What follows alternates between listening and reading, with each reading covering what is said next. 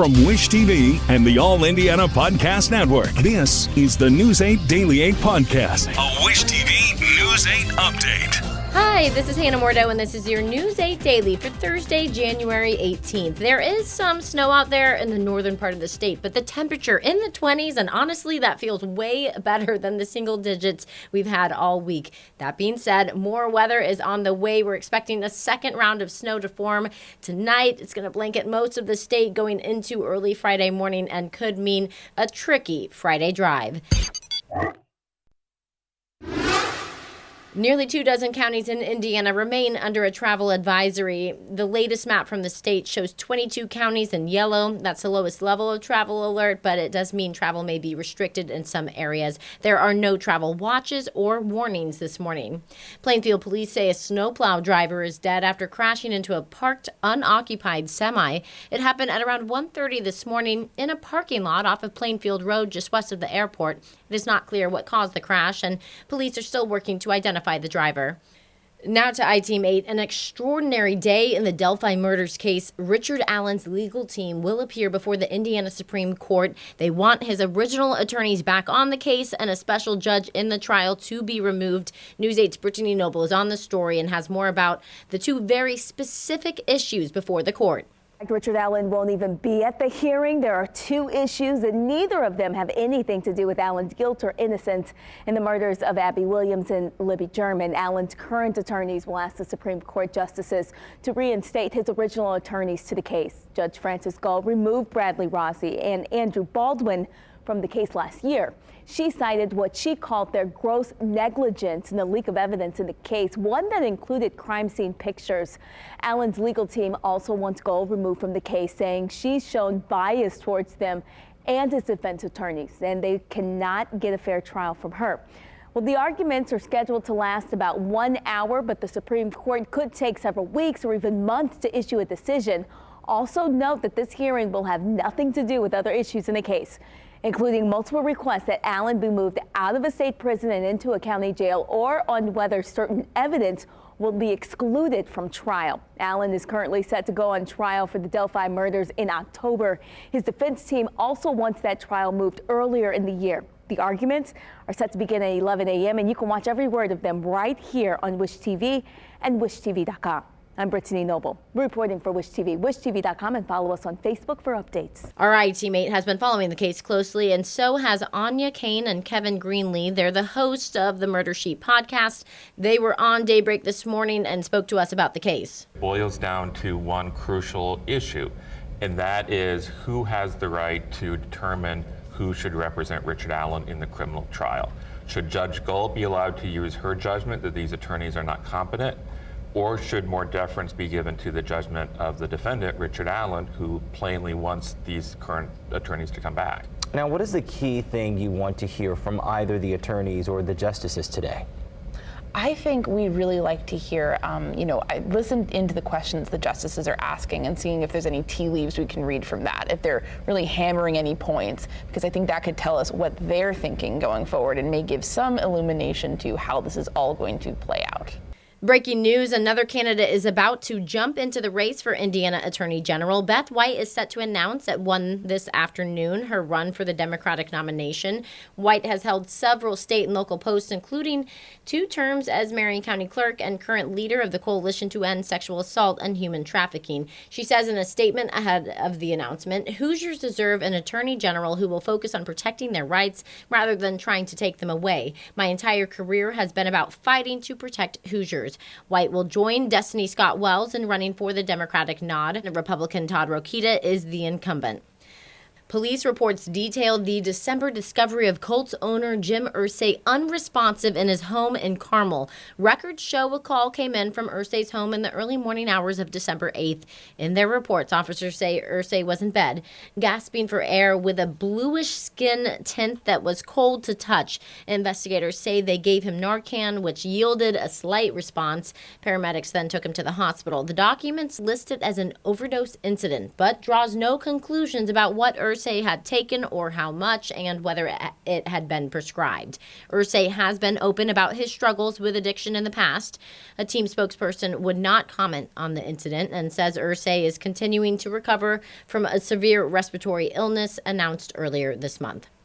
A fire department bill in the State House is sparking heated debate. Supporters want Indianapolis to have a stronger department, but townships say the measure will cut them out of the process. Senate Bill 54 would give the mayor of Indianapolis and the City County Council the authority to approve mergers with township fire departments. The current process gives township leaders a say, too. A merger between Wayne Township and IFD is in the works right now. Hamilton County Senator Scott Baldwin sponsors the bill. It adds services that are not currently offered: dive rescue response teams, hazardous materials response teams, technical rescue response teams, including confined space, collapse, high angle, low angle rescues. Baldwin says merging Decatur, Pike, and Wayne townships with IFD would save taxpayers $40 million.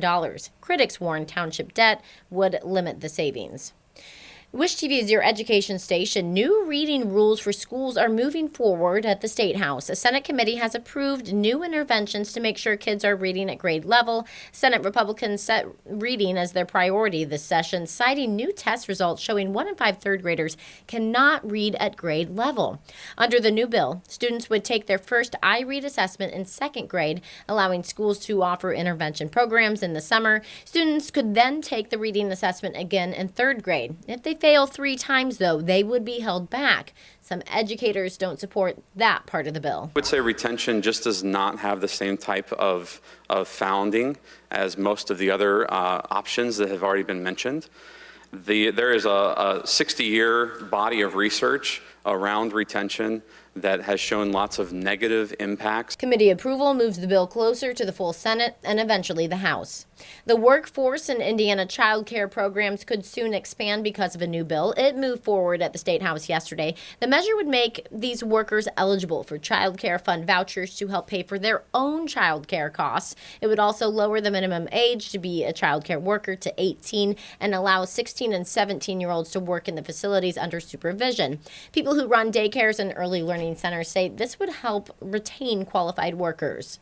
This will be a significant benefit to organizations like ours in increasing employee retention and offering a very important child care benefit to employees who are being paid as well as we can pay them, but often cannot afford child care for their own children. It received unanimous committee support. It will now be reviewed by the Appropriations Committee before it reaches the full Senate. In Pacers Watch, fans will soon be able to see Pascal Siakam in action in the blue and gold. The all-star forward is coming from Toronto Raptors and is considered the team's top scorer.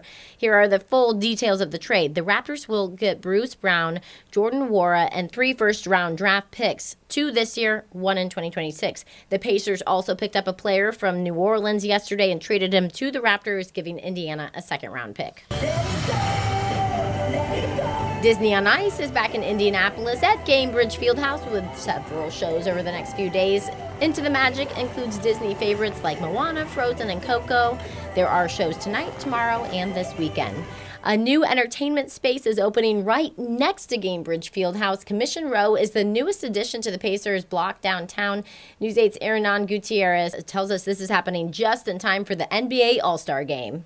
With the completion of Commission Row, the Pacers sure look to impress the droves of people that are coming to town for the All-Star Game, which is just about a month away. It really puts a bow on years of improvements to the area, like multi-million-dollar renovations at Gainbridge and last year's opening of Bicentennial Unity Plaza. Pacers ownership teamed up with Indy-based Cunningham Restaurant Group to manage Commission Row. The venue is 30,000 square feet and 3 floors with an event space on top, a steakhouse in the middle, and a cocktail bar in the basement. Executive Chef Corey Fuller says his team is prepared to take on the crowds for the All-Star Game and beyond. Being down here next to Gainbridge is also fantastic. We have such a big, vibrant area around us, so much to do. Right now we have a nice rink. Pretty soon it'll be basketball courts. Being right next to Gainbridge, right in the heart of all the action, is just fantastic. Pacers officials say the name Commission Row is a nod to an old nickname for this section of Delaware Street, which was the center of commerce in the mid-19th century. A ribbon cutting is set for Monday morning at 10, followed by the space's grand opening. Reporting downtown, I'm Renan Gutierrez for Wish TV, wishtv.com, or follow us on Facebook for updates.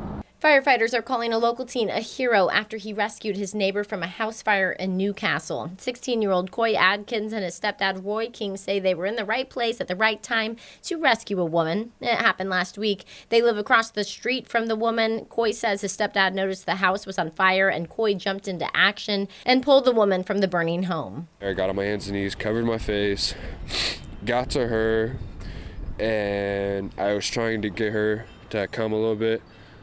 So she can move towards me so I can pull her out, and she was like maybe a foot away from the fire. Coy had to go to the hospital briefly for smoke inhalation. He says that he does not see himself as a hero, but is thankful for all of the kind messages. For the first time, we're hearing from the Indiana man who was rescued after 6 days in a wrecked pickup truck in a creek below an interstate. 6 days I was down there were longest, scariest, most terrifying days of my life, because that day I had given up hope.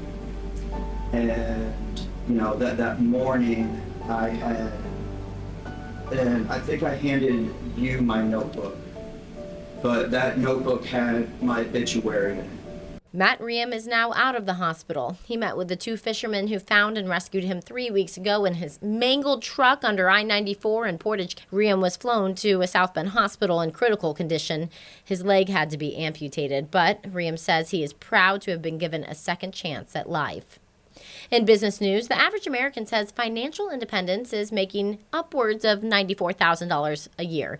In a recent poll of around 2,000 U.S. adults, spenders and savers, they say financial freedom means not needing money from family and friends, reaching a certain net worth, and contributing to a 401k. Despite having financial aspirations for the future, a majority of people in the Empower and One Poll survey admit they currently stress over their finances at least once per month, and nearly 1 in 5 say they worry about money daily. John Deere and Starlink are partnering to provide satellite internet for rural farmers. The idea is that Starlink will offer stable internet connections over the air, equipment updates, data sharing and storage, and machine-to-machine communications. John Deere estimates that approximately 30% of farms in the United States do not have reliable Wi-Fi access right now. This has been your News 8 Daily from Wish TV. I'm Hannah Mordeau. Watch us on wishtv.com or follow us on Facebook for more information.